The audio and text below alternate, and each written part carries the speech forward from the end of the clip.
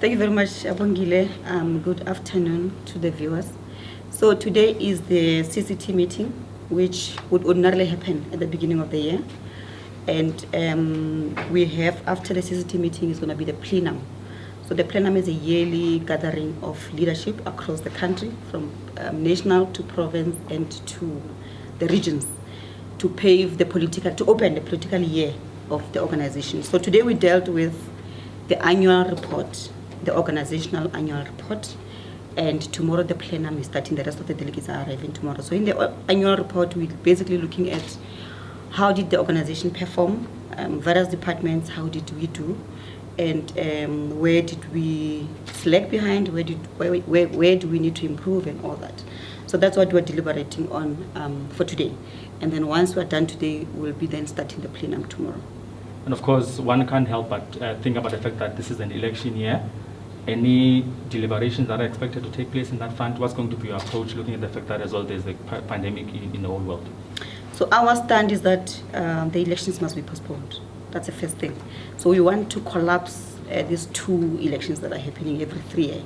We want to have one set of elections from national, province, and to local government.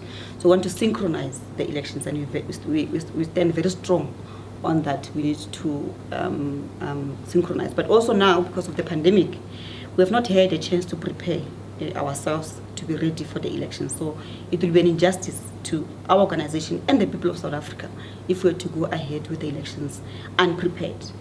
Elections means that you need to roll out your machinery a year in advance. We have not had a year. We are now being told that there could be a third wave of the COVID-19. So there's a lot of uncertainties. We don't want to put our people at risk. Elections means that you should have canvassed your idea, you should have lobbied, you should have campaigned. And campaign means talking to the masses. So we have not had a chance to do that. We've been locked down. As we speak now, we're on level 1 lockdown. So we have not had a chance. I don't think there's any organization that has had a chance to speak to the people, to tell the people why they must vote for them. So we are pushing for the elections to be postponed, and we're very clear on that. But the ultimate is that we need to have synchronized elections to save South African people money. It's a lot of money to campaign for the elections. It's a waste of money to be campaigning every 3 years to the same constituency.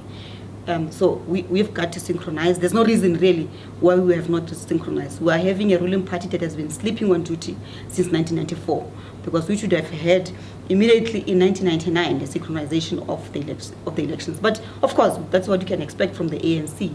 They are non-thinkers, they are not visionaries, and they just want to continue with the status quo of apartheid system. This system that we are in now is an apartheid system. So we must overhaul the apartheid system that is currently running in the country, and the EFF will champion that struggle for our people. Now let's change gears. Recently in the State Capture Commission of Inquiry, your former chairperson, in the name of Advocate Dalimbof, went as far as telling people to shut up. What's the EFF view on what transpired there? Abongile, we're very clear, we're very solid to say everywhere and anywhere, anytime, when a racist raises his ugly head, his or her ugly head, we're going to tell them to shut up. So I would have said that much more stronger than Advocate Senior Counsel Dalimbof. So we're very proud of Dalimbof as the EFF, very proud. He remains our loyal member of the EFF, and what he's doing at the State Capture Commission is what we would have done 3 times more harder than he did. So that racist lawyer, white woman, must shut up. And we're very clear, and we're saying to Commissar Dalimbof, he must continue to put the racists where they belong. And if they belong to the dustbin, then that's where we need to take them, because we're not going to be undermined. She can just stand up and say whatever she wants to say, but when Commissar Dalimbof needs to say something, the chairperson of the commission is the first one to actually stop Dalimbof. So we're saying Dali must not stop, he must continue to tell racists to shut up, and he must do it harder. And then finally, of course, high up in Africa, we've seen quite a drastic change happening in Tanzania, starting with the passing on of the president of that country and the transition we're seeing happening right now. Your word or two to the people of Tanzania? First of all, we want to send our deepest condolences to the people of Tanzania, the Africans, fellow Africans. We did even send a statement to that regard for the passing of President Magufuli, and we want to say to President Hassan that we welcome her. We're very happy, we congratulate her. She's the first female president in Tanzania, and we say to her, we wish her all the best, and she must go and provide that AU. She must go when the heads of state are meeting. As a woman, as a female, her voice must be heard. She must not be drowned by the male voices that are dominating in that structure. So we say we are behind her, we'll support her, we wish her all the best. She must not allow herself to be a mouthpiece of the imperialists, and she must remain true to the cause of our African struggle.